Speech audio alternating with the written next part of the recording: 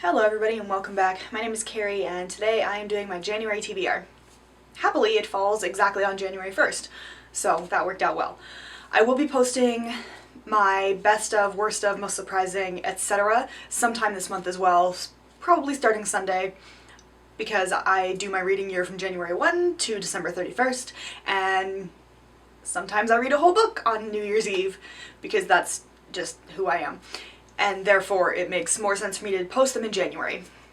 Anyway, that aside, we're gonna just jump in and go for some overambitious TBRs this year because why the hell not, really. I have more than 10 books, I think, sitting here, several of which are library books that I would like to have done in the coming week, and the rest of which are just books that I want to read.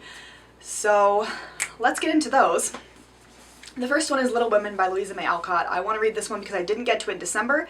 Again, 2019 was not my year for TBRs, but it doesn't look as long as I thought it was. Also, there's a movie out with Emma Watson and Saoirse Ronan that I would like to see based on the book. I've heard good things about the movies. I've never read the book though, and since I know that there's a book out, I am going to read this before I see the movie. Theoretically, I can finish this month. I mean, I can finish this month, it's just there's a whole bunch of other books. Anyway, this is about 4 sisters, and they all have various different talents and personalities because obviously they're different people, but they are trying to survive in New England during the Civil War. I did not realize this was set during the Civil War or New England, so that will definitely motivate me to read it because, as you may know, I don't read a lot of American history. Next up, we have Girls of Storm and Shadow by Natasha Ngan. This is the second in, I don't know if it's a duology or a series, not that I really care, but there is a hierarchy that starts with demons, half-demons, and then all the way down to humans, who are just this lowly peon caste. Our main character comes from that peon caste of humans and is chosen to be a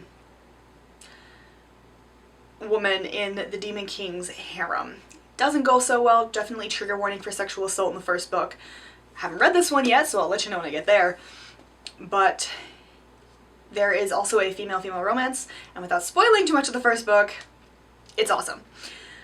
I really enjoyed the first book. I thought it was well-paced and very interesting, and definitely something that I hadn't seen done before in YA. Well, I am very excited about this one, and since it's been out for a couple of months now, I would like to get to it sooner rather than later, hence January.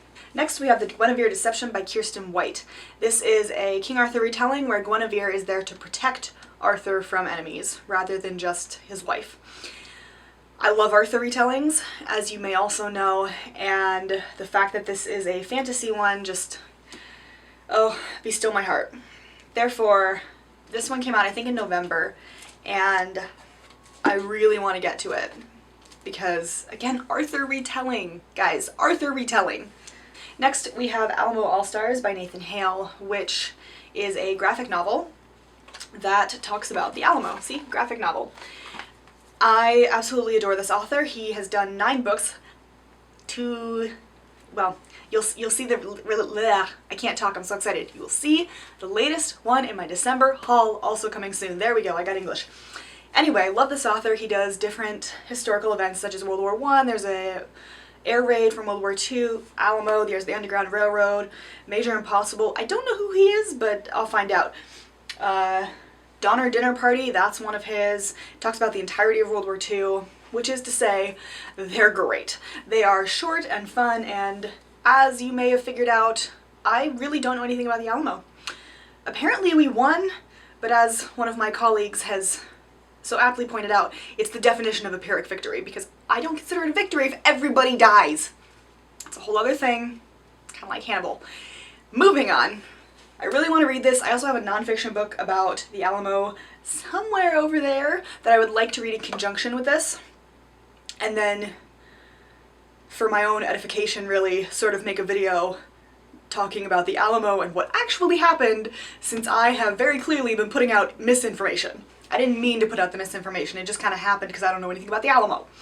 Next is The Pelican Brief by John Grisham. My dance teacher from high school and my dad both love John Grisham, who used to be a lawyer actually. So his books are all legal mysteries. Typically murder mysteries. I don't know if you define them as thriller. I don't, because in my head thriller means something that's going to get my heart rate up and I can't sleep. I can sleep just fine with Grisham. Therefore, I would like to read this one because they've both told me that this is one of their favorite Grishams, and the movie is apparently pretty good as well. A very 80s movie, but I can live with that. That's about all I know. I have a bookmark in it, because originally the plan was to finish it before I went home for Christmas. That didn't happen because I was trying to finish The Shadow of the Wind, which did happen, again, later video. So I will be reading this. Some of these are definitely continuations of my December TBR, as you may have noticed. Next one being Warstorm by Victoria Aveyard. This brick of a book did not happen in December because I was, well, busy. I went home for Christmas, and I was trying to finish The Shadow of the Wind, and all that fun stuff, so I never did get to this. But this is the fourth and final book in the Red Queen series, where silvers, or people with silver blood rather, have supernatural powers, like calling down lightning, or that's about the only one I remember. And red-blooded people are the servants, the oppressed, who don't have powers. At least not traditionally. And as you might expect from a YA fantasy, our main character is a red and she's got powers. You go from there, there's some not great love triangle-esque things going on, and I'm not really sure. A lot of politics, a lot of intrigue, a lot of violence. It's a decent series. It'll be nice to finish it. Then we have We Rule the Night by Claire Eliza Bartlett. This is, let's see, it's a YA fantasy. We have our main character, Revna, who is a factory worker with a disability, and she is caught using illegal magic, so she is sentenced to a lifetime in prison looms. Whatever that means. I assume weaving of some sort. Then we have Lene, who has disguised herself as a guy to join the army, and the girls meet up and I assume try to change the world. This book sounds very interesting to me. I'm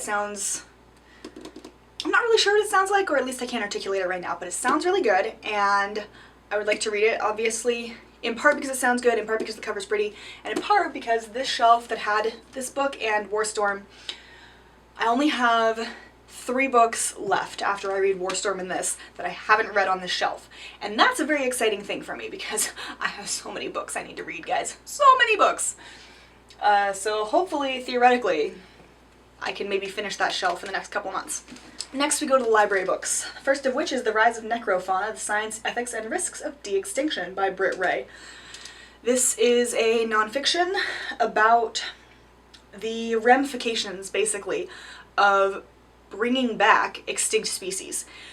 The introduction does say she's not talking about bringing them back in the exact manner in which they were when they became extinct. So for example, woolly mammoths aren't just going to suddenly reappear because it's a little bit difficult to raise a full woolly mammoth from a little petri dish.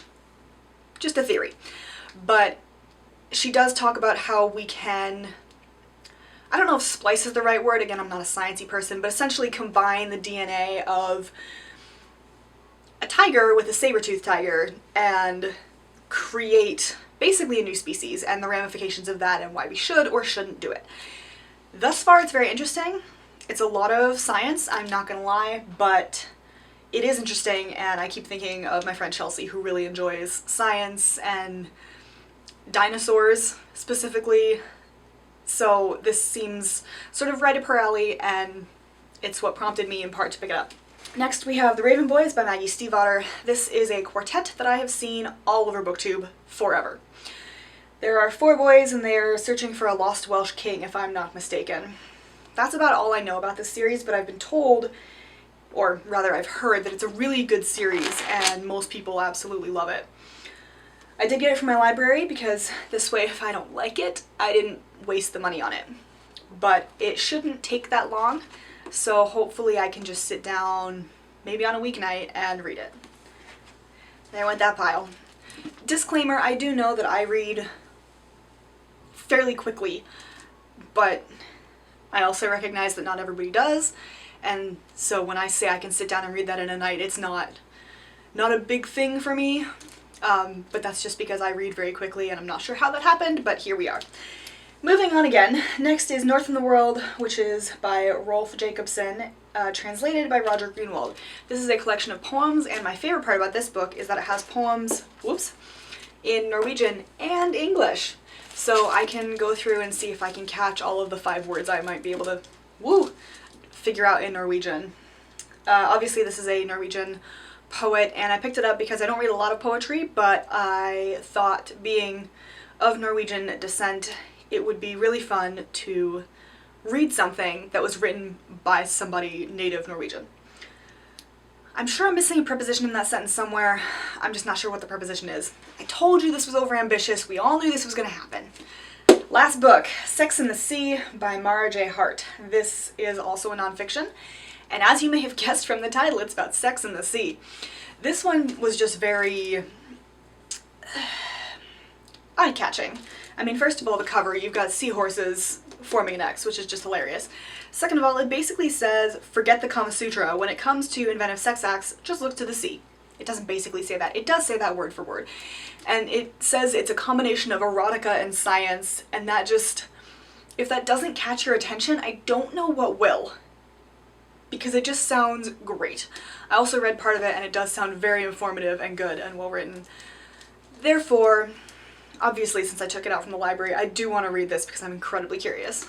So those are most of the books I want to read in January. I told you it's ambitious. I'm sorry? I don't know. But, we're gonna find out if I can do this, guys. I have no faith in this whatsoever, but we're gonna try it because, oh, damn, do I want to. But anyway, I hope you enjoyed this video. If you did, give it a big thumbs up. Even if you want to see more, hit that subscribe button down below. Wow, I haven't said that in a while. Anyway, thank you to my sister for getting me this shirt for Christmas, because I love DuckTales. And I will see you all in my next video. Bye.